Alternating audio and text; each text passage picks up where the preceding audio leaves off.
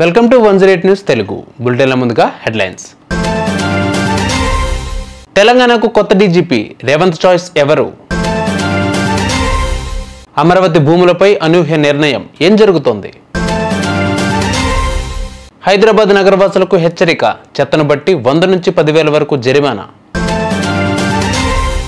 Minority residential విద్యా సంస్థల్లో ప్రవేశాలకు దరఖాస్తులు. తెలంగాణ ప్రస్తుత డీజీపీ జితేందర్ ఈ ఏడాది సెప్టెంబర్లో పదవీ విరమణ చేస్తారు. దానికి 3 నెలల ముందు కొత్త డీజీపీ అర్హుల జాబితాను యూపీఎస్సీకి ప్రభుత్వం పంపించాల్సి ఉంటుంది.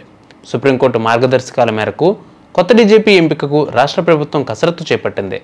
సదరు మార్గదర్శకాల ప్రకారం పూర్తిస్థాయి డీజీపీ పదవికి కనీసం 30 ఏళ్ల సర్వీసు, డీజీపీ హోదాలో పనిచేసిన అనుభవం వంటి అర్హతలు ఉండాలి. రాష్ట్రంలో ప్రస్తుతం డీజీపీ హోదాలో దాదాపు 7 అధికారులు ఉన్నారు. పదవీ విరమణకు 6 నెలల సర్వీసు ఉన్న అధికారుల పేర్లు కూడా పంపొచ్చు. డీజీపీగా నియమితులైతే 2 ఏళ్లు ఆ పదవిలో ఉంటారు. 2 ఏళ్ల కన్నా తక్కువ పదవీ కాలం ఉంటే వారికి ఆ మేరకు ఎక్స్టెన్షన్ ఇస్తారు. అమరావతి కేంద్రంగా కీలక నిర్ణయాలు జరుగుతూ ఉన్నాయి. రాజధానిలో పనులు ప్రణాళికాబద్ధంగా అమలు చేస్తూనే విస్తరణపైన ప్రభుత్వం కసరత్తు చేస్తోంది. అందులో భాగంగా మరో 30,000 ఎకరాల భూ సమీకరణకు ప్రభుత్వం సిద్ధమవుతున్నట్లు తెలుస్తోంది. అమరావతిలో అంతర్జాతీయ విమానాశ్రయంతో పాటు ఔటర్ ఇన్నర్ రింగ్ రోడ్లకు అనుసంధానంగా ఏర్పాటయ్యే ప్రాజెక్టుల కోసం భూమి అవసరమని గుర్తించారు. ఇందుకోసం కోర్ క్యాపిటల్ సమీప గ్రామాల్లో అవసరమైన 30 ఎకరాల భూ సమీకరణ ప్రక్రియ చేపట్టేందుకు సిఆర్డీఏ ప్రణాళికలు సిద్ధం చేస్తోంది.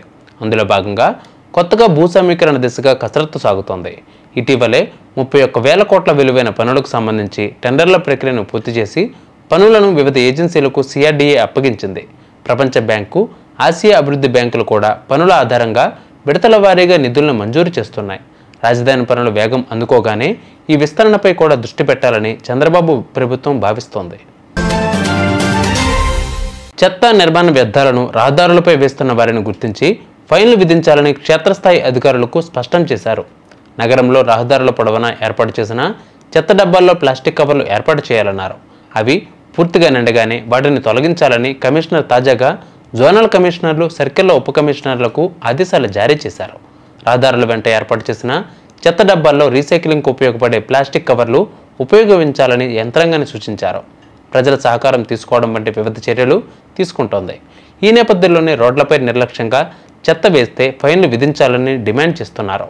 నేరాన్ని బట్టి 100 నుంచి 10,000 వరకు జరిమానాలు విధించబడతాయని జీహెచ్ఎంసీ అధికారులు తెలిపారు.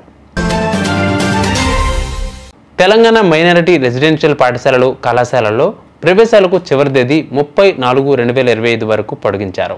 2025-26 విద్యా సంవత్సరానికి 5వ తరగతి నుండి ఇంటర్మీడియట్ ప్రథమ సంవత్సరం చదవాలని భావించే విద్యార్థులు దరఖాస్తు చేసుకోవచ్చు.